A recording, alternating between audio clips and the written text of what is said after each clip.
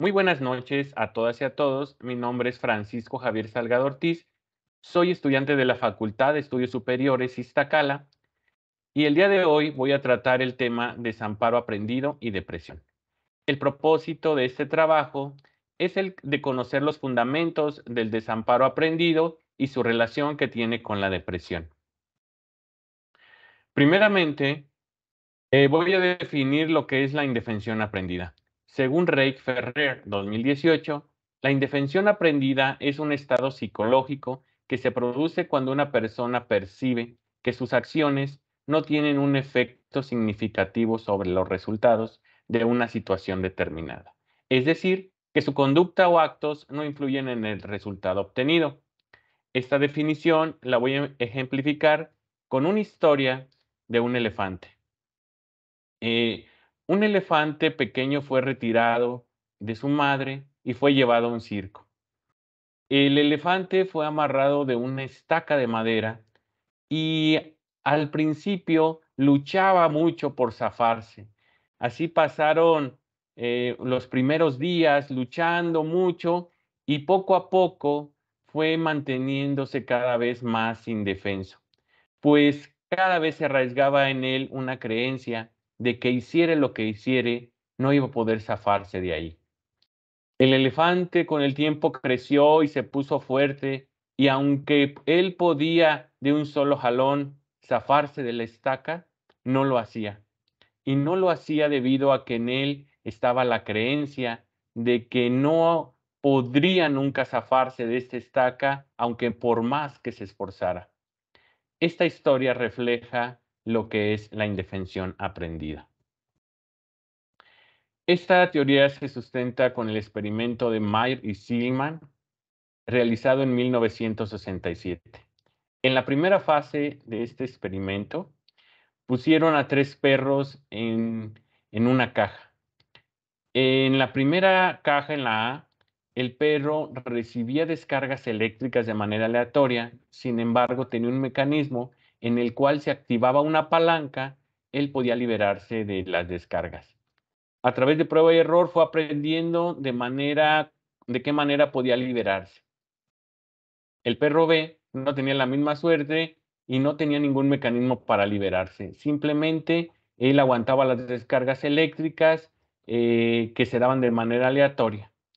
El perro C era un perro de control que no recibía ninguna descarga eléctrica. En la siguiente fase del experimento, pusieron a estos perros en otro tipo de caja donde para liberarse de esa descarga solamente tenían que brincar una pequeña barrera y pasar al lado donde no había descargas. El perro A rápido buscó la manera de liberarse, puesto que sabía que existía una forma de liberarse. Sin embargo, el perro B, que era el que no tenía al principio el mecanismo de la palanca, pues había aprendido a mantenerse indefenso porque hiciera lo que hiciera iba a recibir las descargas. Entonces ya en esta segunda fase se mantuvo inmóvil y solamente esperó a recibir ese estímulo aversivo. El perro C, aunque no había aprendido ni del mecanismo, ni tampoco había aprendido a solamente quedarse para recibir las descargas, de todos modos él buscó la manera de liberarse. Con esto se llega a la conclusión de que la indefensión se aprende. El perro B aprendió a que no había comportamiento que lo pudiera ayudar a liberarse de las descargas y solamente se quedaba para recibirlas. Este fenómeno se trasladó y es un fenómeno a los humanos, pues es algo que también sucede en ellos.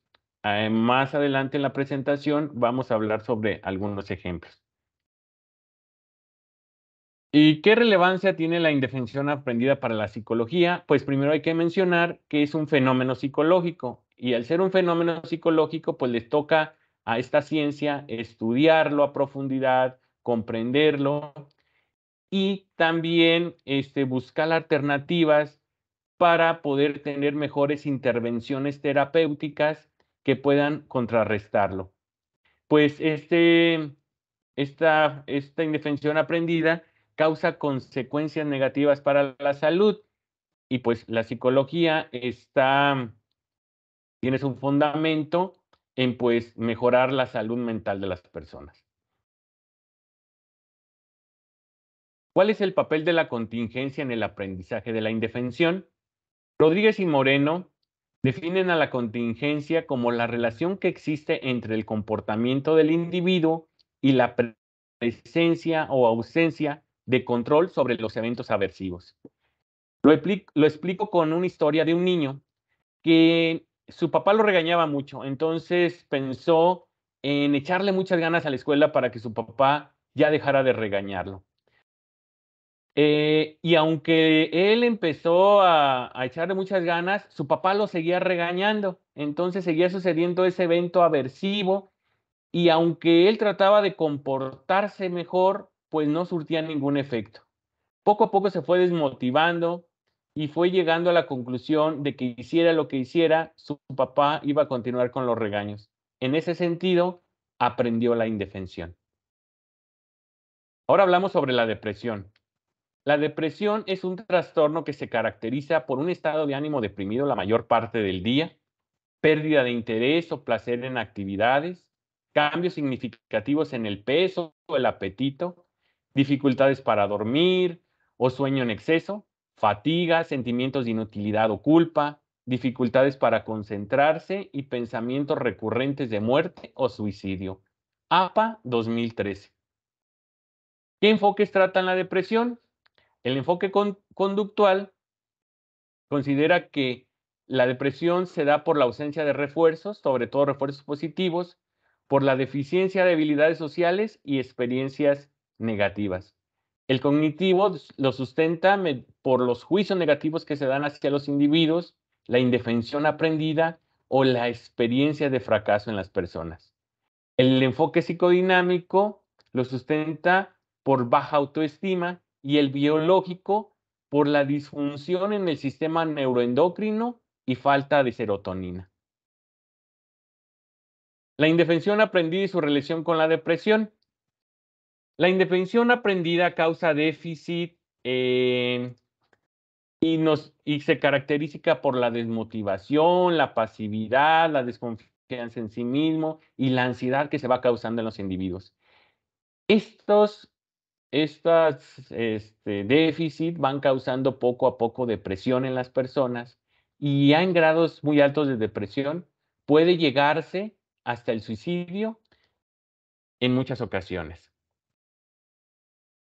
Algunos ejemplos de indefensión aprendida y depresión veamos un ejemplo de cuando a un niño le hacen bullying, pues vemos que este niño va a tratar de, primero a lo mejor de defenderse, de platicárselo a los padres, pero si ve que este comportamiento no tiene ninguna incidencia, pues poco a poco va a aprender que es necesario estarse indefenso y esta indefensión va a causar en él sentimientos de angustia, de desmotivación, de tristeza y estos sentimientos poco a poco van causando depresión. Lo mismo sucede con una persona que es maltratada.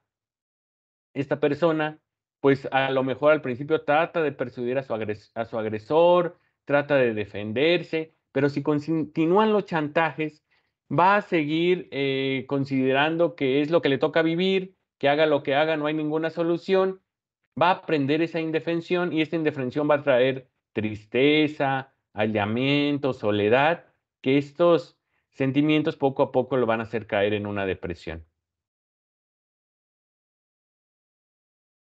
A manera de conclusión, puedo decir que la indefensión aprendida es la falta de percepción de control que se tiene ante una situación, aunque ésta pueda controlarse.